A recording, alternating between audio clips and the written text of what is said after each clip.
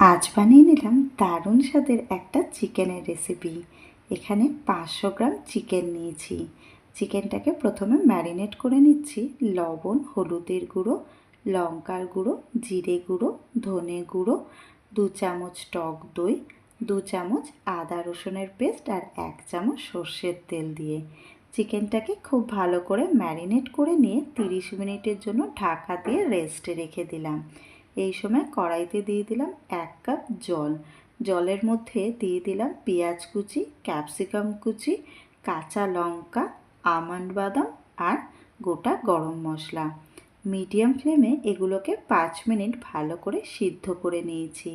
5 minute বাদে এগুলোকে তুলে নিচ্ছি একটা বাটিতে।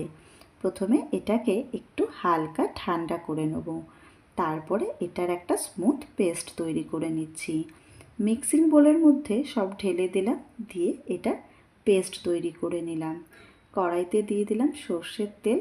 তেল খুব ভালো করে গরম করে নিয়ে তার মধ্যে পেঁয়াজ কুচি অ্যাড করলাম। এটাকে হালকা লাল করে ভেজে নিয়েছি, খুব বেশি কিন্তু কড়া করে ভাজিনি। এবারে পেস্টটাকেও কড়াইয়ের মধ্যে দিয়ে 5 মিনিট লো ফ্লেমে ভালো করে কষিয়ে নিচ্ছি। এখানে দেখুন মশলা ভালো করে কষানো হয়ে যেতে তার মধ্যে ম্যারিনেট করে রাখা চিকেনটাকেও অ্যাড করে খুব ভালো করে মিডিয়াম ফ্লেমে 5 থেকে 7 মিনিট কষিয়ে নিয়েছি। এবারে গ্যাসের ফ্লেমটাকে লোতে রেখে 7 মিনিট ঢাকা দিয়ে ভালো করে কুক করে নিলাম। এখানে দেখুন চিকেন খুব ভালো করে কষানো হয়ে গেছে। এই সময় গ্রেভি তৈরি করার জন্য দিয়ে দিলাম উষ্ণ গরম জল 1 কাপ। খুব ভালো করে নাড়াচাড়া করে নিয়ে ঢাকা দিয়ে 10 মিনিট লো ফ্লেমে কুক করে নিয়েছি।